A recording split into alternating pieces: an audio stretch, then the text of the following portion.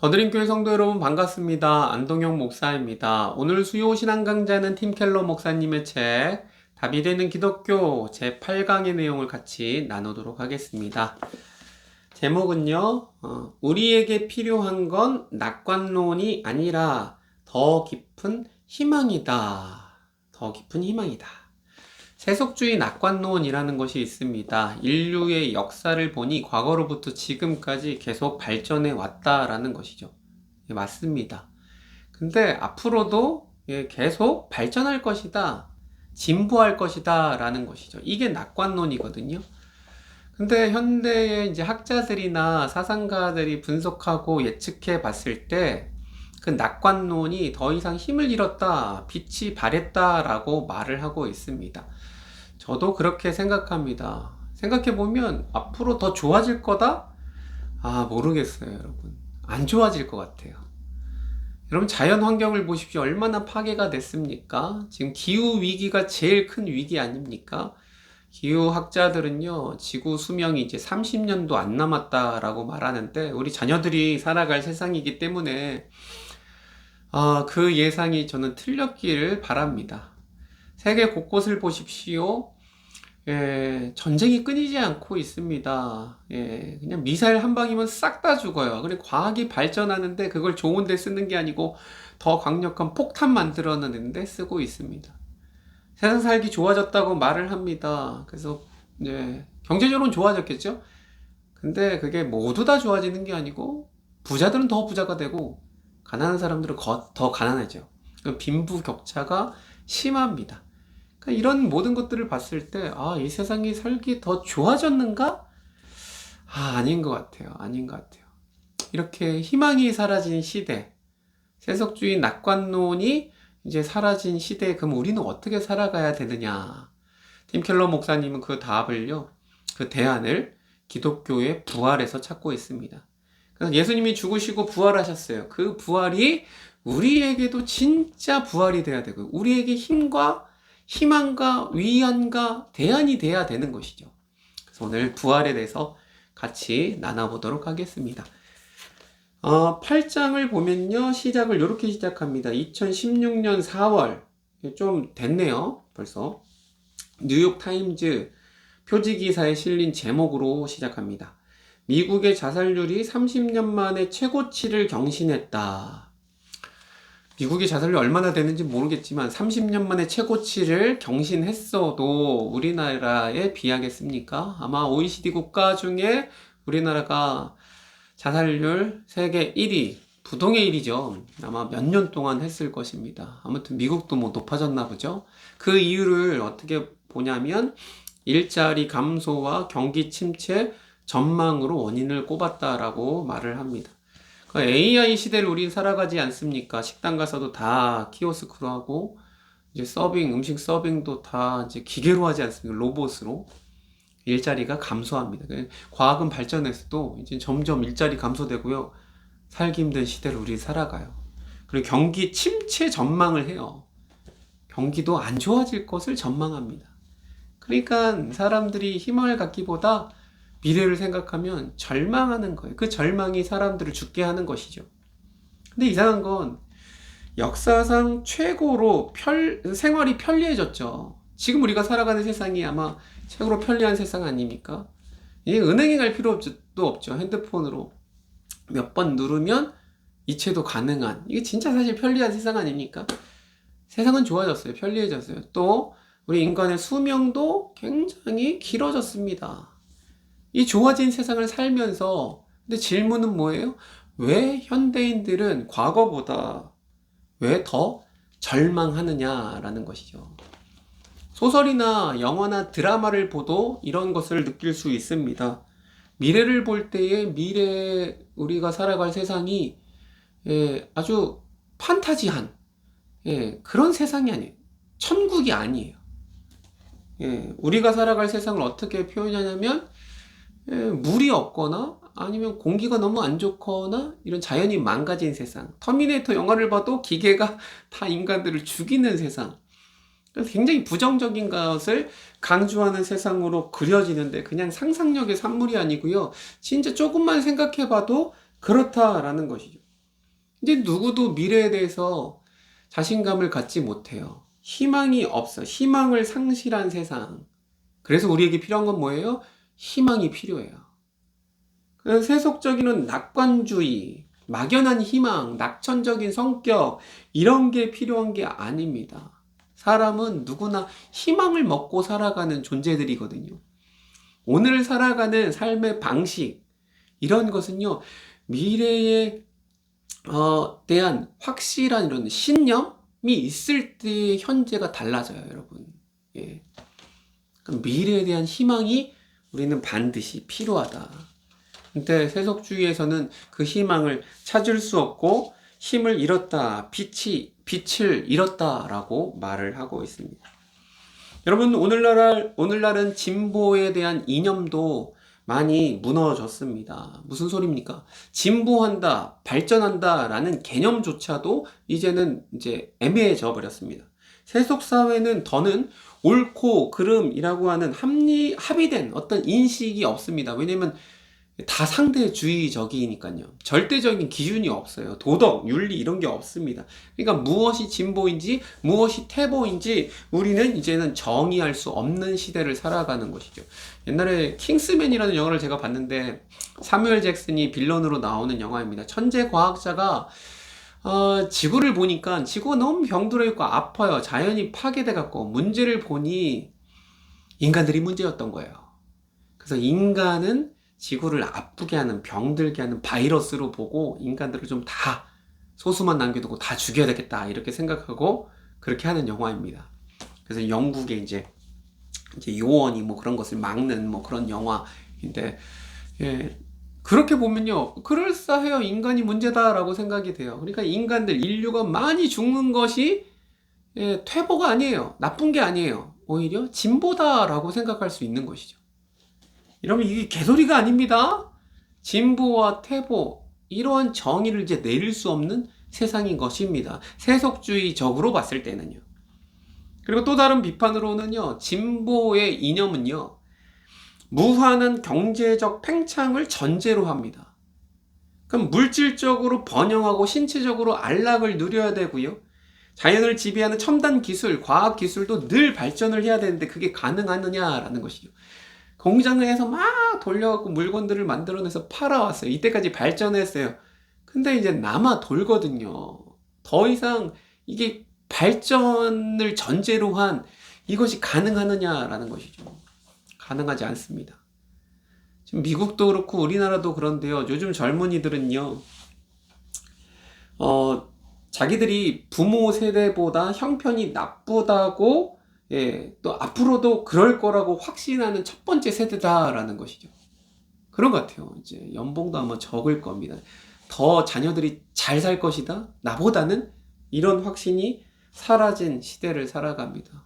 전 세계는 진짜 전쟁이 끊이지 않고 세계 경제는 붕괴되고 있고 기후의 변화에 재앙이 있고 사이버 공격과 테러가 있고 유행병이 돌고, 여러분 이런 걸 생각해 보십시오. 더 이상 세상이 진보할 것이다 라는 생각, 이 신념은 사라지는 것이죠. 진보에 대한 세속적인 낙관론은 운을 다했다라고 모든 사람들이 말을 하더라라는 것이죠.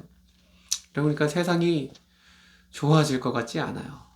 근데 좋아질 것 같지 않은데 세속주의에서 어떻게 약을 치냐면, 그렇다고 끝장나는 건 아니다라고 정신승리를 합니다. 그게 무슨 소리냐면, 인간의 희망에 닥친 큰 도전은 역사가 어디로 가느냐는 문제만이 아니라 우리가 어디로 가느냐의 문제에 있다. 즉, 세상이 망하더라도 중요한 건 이 세상 사람들은 세상이 망할 거에 대한 신경을 쓰지 않고 그냥 자기 개인 자아만 생각하거든요. 그러니까 자아적으로 봤을 때의 세상 망하는 거는 상관없고 나의 죽음의 문제가 가장 중요한 시대를 살아가는 것이죠. 그래서 죽음을 어떻게 좀 말이 되게 해석하고, 그래서 죽음에 대해서 당당하게 맞서고 죽음의 두려움을 이겨낼 수 있는 희망, 이런 것을 찾기를 원하는 거거든요. 그래서 그 대답을 세상에서 뭐라 그러냐면, 죽음이 별것도 아니니까 사실은 겁낼 것이 없다라고 말을 하고 있습니다. 죽음이 사실 별게 아니다라는 거예요. 예. 사람은 누구나 죽는다라는 것이죠. 예, 누구나 죽는다. 아주 자연스러운 현상이다. 지극히 자연스러운 현상이고 죽음 이후에 아무것도 없고 그냥 무로 돌아가는 거예요. 양자역학도 이렇게 말하자면 우리의 모든 것은 다 원자로 구성되어 있다. 죽으면 그냥 원자로 돌아가는 것이다. 사람을 묻으면 흙으로 돌아가는 것처럼 그냥 원자로 돌아가는 거예요. 죽음 이후에 아무것도 없다라고 말을 하면서 그걸 겁내지 말아야 된다라고 세상은 말하는데 진짜 그러냐라는 것이죠. 여러분 진짜 그렇지 않습니다. 현실은 달라요. 그래서 철학자들이나 이런 사상가들이 죽음에 대해서 사람들에게 별것 아니다라고 말하는데 여러분 진짜 자기에게 죽음의 문제가 닥쳐오면 그렇게 생각할 수 있는 사람이 있겠습니까? 없어요, 여러분. 사람은 죽음을 무척이나 두려워할 수밖에 없다라는 것입니다. 죽음은 무서운 것입니다. 별게 아닌 게 아닙니다. 왜 사람은 죽음을 두려워합니까? 이유는 두 가지인데요. 첫 번째 이유는요. 죽잖아요? 죽음으로 인하여서 모든 관계가 끝나기 때문에 사람은 죽음을 두려워합니다. 죽음은 관계를 다 끝나게 해요. 특별히 사랑의 관계가 다 끊어져요. 여러분 삶을 의미 있게 하는 요소는 무엇보다도 사람과 사람 사이의 사랑의 관계, 신뢰의 관계 이런 거에서 삶의 의미가 나타나는 거거든요. 근데 관계가 다 끊겨요. 내가 죽으면 내가 사랑하는 사람, 가족, 또 아내, 자녀들도 못 봐요. 모든 친구들도 다 못 봐요. 그냥 끊겨지게 되는 것이죠. 그러니까 인간 존재의 목적이 사라지는 것입니다, 사실. 그래서 이런 관계의 희망이 더 이상 존재하지 않기 때문에 사람은 죽음을 두려워하는 것. 단절되는 것. 싸늘한 시체로 죽어 있어요. 야, 그래서 사람들에게 잊혀져 가요. 옛날에 그 애니메이션 코코도 그랬지 않습니까? 예, 그 멕시코의 그 죽음에 대한 풍습은 이제 제사를 늘 이렇게 지내는데 사람에게 잊혀지면 싹 사라져요. 관계가 끊어지는 거죠. 사람들은 관계 끊어짐을 무서워합니다. 그래서 죽음을 무서워한다. 두려워한다. 두 번째는 죽음이 자연스럽다는 관점은 사후에 아무것도 없음을 전제하기 때문에 그런 것이죠. 죽음이 자연스럽다. 괜찮다. 근데 아무런 존재도 없고 의식도 없다는 것인데 이는 입증할 수 없으며 그렇게 확신하려면 오히려 맹신이 필요하다라는 것이죠. 그러니까 예수 안 믿는 사람들은 교회 다니는 사람 보고 되게 무시해요. 조롱해요. 죽은 다음에 천국 간다고? 천국 있는 거 봤어? 막 이래요. 봤어? 어떻게 그렇게 확신해? 너무 순수한 거 아니야? 그냥 죽으면 다 없어지는 거지 라고 생각하는 것이죠. 근데 그것을 어떻게 확신할 수 있느냐라는 거예요. 반대로. 어떻게 맹신할 수 있느냐라는 거예요. 죽는다는 사실 자체가 아니라 죽음이 무서운 건 죽는다는 사실 자체가 무서운 게 아니에요. 불확실한 사후 때문에 우리는 무서운 거죠. 죽음 이후에 그 사후가 어떤지 불확실하기 때문에 우리는 혼란스럽다라는 것이죠. 그래서 T.S. 엘리엇이라는 작가가 이렇게 말을 했는데요. 죽음 자체가 두려운 게 아니라 죽음이 곧 끝이 아닐까봐 그게 우리는 두려운 거다. 와, 이 말 진짜 멋있는 말 같아요. 죽음 자체가 두려운 게 아니에요. 근데 죽음 이후에 이게 끝나면 뭐 괜찮겠죠. 근데 끝나는 게 아닐까봐 두렵다. 그래서 이렇게 말해요. 이상하잖아요. 그들은 신의 존재에 목숨을 거는 순전한 믿음의 사람을 조롱합니다. 그래놓고 자기들은 사후에 심판도 없고 아무것도 없다는데 전부를 겁니다. 어떻게 그렇게 확신할 수가 있을까요? 예, 확신하는 대로 자기가 믿는 대로 살아가는 것이죠. 근데 현대인들이 죽음 이후에 아무것도 없다라고 확신할 수 없죠. 그냥 믿는 거죠. 믿는 거. 그걸 어떻게 믿을 수 있느냐라는 것입니다. 그래서 여러분 세속주의적인 그런 낙관론, 희망 이것은 사라졌고요. 개인으로 따져봤을 때도 죽음의 문제를 어떻게 해결할 수 있느냐? 별거 아니다라고 치부하기에는 죽음은 진짜 두려운 게 맞더라라는 것입니다. 그럼 이러한 문제, 개인으로 봤을 때 죽음, 또 전 세계적으로 봤을 때 이런 인류의 어떤 이런 존폐, 이런 생존, 이런 문제들 있지 않습니까? 이걸 어떻게 해결할 수 있느냐? 기독교는 그것을 예수님에게서 찾는 것입니다. 기독교의 희망은 무엇입니까? 예수님에게 있는 것이죠. 요한복음 11장에 보면 예수님이요, 죽은 나사로, 죽어서 며칠 돼갖고 벌써 시체에서 썩는 냄새가 나는 나사로를 찾아가는 장면이 나옵니다. 일부러 죽을 때까지 기다렸어요. 사실 바로 안 가고요. 죽음을 이겨야 되기 때문에. 그래서 예수님이 가실 때 장례식장에 가셔서 눈물을 흘리셨다 그랬고요. 속상하시죠? 그리고 화냈다 그랬어요. 누구한테 화내냐면 죽음 자체에 화가 나요, 사실. 우리 예수님은 죽음에 경노하셨습니다. 그래서 죽은 나사로를 다시금 살리신 분이 예수님이신 것이죠. 그러니까 병자를 고쳤다, 죽은 자를 고쳤다, 이게 그냥 단순한 기적 사건이 아니고요. 이건 굉장히 심오한 것을 다루고 있습니다. 우리 인간들이 두려워하는 죽음 자체를 이기신 거예요. 다시 살림으로 인해서. 죽은 나사로를 살림으로 인해서. 여러분, 죽음은 원래 하나님의 계획 안에는 없었던 겁니다. 창세기를 보면 천지창조를 지으시죠. 인간들을 만드셨고요. 에덴 동산에서 영원히 하나님과 사랑과 어떤 이런 신뢰, 그런 관계 속에서 아주 행복하게 살아가는 것이 하나님의 계획이셨습니다. 근데 죽음은 원래 계획 가운데 없어요. 근데 불순종으로 말미암아 하나님과 인간 사이의 관계가 단절되었고요. 죽음은 침투에 들어온 것이죠. 그래서 죽음, 이 사망은요, 죄의 결과로서 인류가 죄를 짓고 하나님을 등진 결과값인 것이죠. 근데 그 죽음을 어떻게 이기느냐? 예수님이 이기시더라. 그게 하나님의 플랜 B, 대안이 되는 것입니다. 그래서 예수님이 우리의 챔피언 되신다. 챔피언. 이런 고대의 챔피언은요, 다윗과 골리앗 이야기 아시지 않습니까? 그러니까 다윗이 이스라엘 대표로 나아갔고, 골리앗은 블레셋의 대표죠.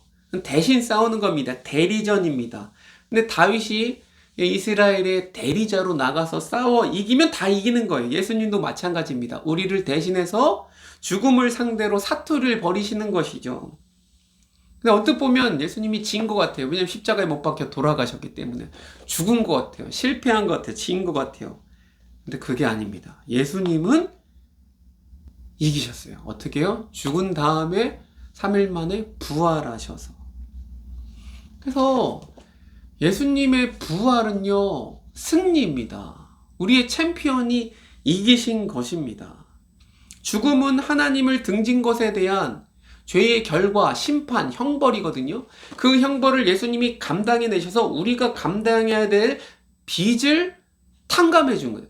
대신 갚아버린 것이죠. 그래서 우리 그 빚이 나를 노예처럼 질질 끌고 다닐 수가 없어요. 예수님이 대신 갚아버리셨기 때문에. 그래서 예수님의 죽음은 그런 것입니다. 누군가 내 빚을 완전히 갚아줘서 나를 지배하던 채권자의 그 세력이 꺾여 버린 것이죠. 예수님이 대신 죽어서 우리는 더 이상 사망의 지배를 받지 않는다. 그래서 예수님의 죽음은 사망의 권세, 그 능력을 멸해버리신 것입니다. 여러분, 그래서 예수님의 십자가 죽음과 부활은요, 너무너무 심오한 것이에요. 그냥 예수천당 불신지옥, 이렇게 복음이 간단하지 않습니다. 우리 인간들이요, 어떻게 희망을 가질 수 있습니까? 이 절망하는 세상, 죽음이 가득한 이 세상을 어떻게 살아갈 수 있습니까? 예수님을 진짜 믿는다면, 예수님의 죽음이 진짜 나의 죽음이고, 내가 죄에 대해서 이제 자유하고, 사망의 권세가 나를 지배할 수 없다라고 생각하고, 또 예수님의 부활이 진짜 나의 부활되어서 살아간다면, 여러분, 다시금 우리는 희망으로 살아갈 수 있다라는 것이죠. 그래서 기독교적인 관점에서 부활은 정말 독특하고요, 희망의 종교고 그렇다라고 하는 것입니다. 뒷부분은 기독교의 희망에 대해서 다시금 좀 자세히 설명하는데, 첫 번째로 기독교의 희망은 인격적이다라고 말을 하고 있습니다. 인격적이다. 세속적인 사상가들은 흔히 말하는 사후의 존재란 우리 몸의 물질이 흙의 비료로 변한다는 식이다. 다 이제 사라져서 흙은 흙으로 된다라는 것이죠. 근데 동양 종교는 어떻게 말하냐면요. 우리 영혼이 사후에 우주의 영혼과 합일된다라고 말을 합니다. 불교나 뭐 도교 비슷해요. 그러니까 물방울이 바다에 돌아가면 전체에 합쳐지는 것이죠. 그러면 이제 하나로서의 개연성을 잃어버려요. 그래서 비인격적인 일부가 돼버리는 것이죠.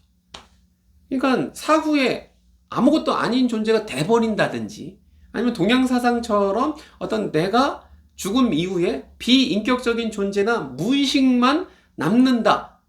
여러분, 그게 아닙니다. 기독교는요. 기독교는요, 사랑의 종교고요. 사랑을 하려면 인격이 살아있어야 되거든요. 인격체 간의 사랑이 있어요. 관계가 있어야 되거든요. 그래서 천국을 바라볼 때에 기독교에서는요, 장소적인 개념보다는 관계로 설명합니다.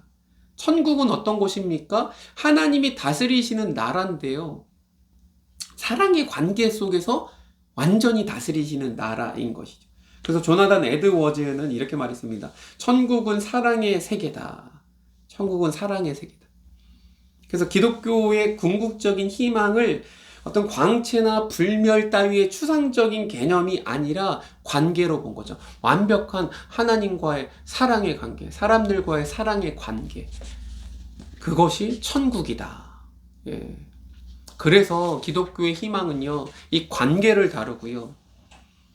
예, 천국을 그렇게 말하기 때문에 내가 비인격적이 되거나 무의미한 존재가 아니고요. 천국에서도 우리는요, 인격적인 관계를 맺으며 하나님과 사랑한다라고 말을 하는 것입니다.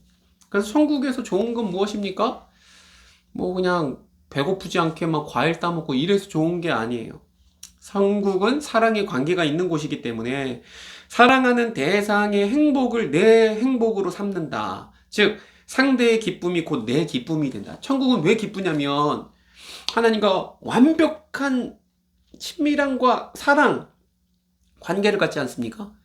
사람은 사랑 안에서 기쁘거든요. 그냥 내가 행복하려고 이렇게 하는 게 아니고요. 우리 하나님을 행복하게 하려고 하거든요. 그럼 그게 나의 행복이 돼요. 나의 기쁨이 되고. 아유, 이 설명하기 그러네.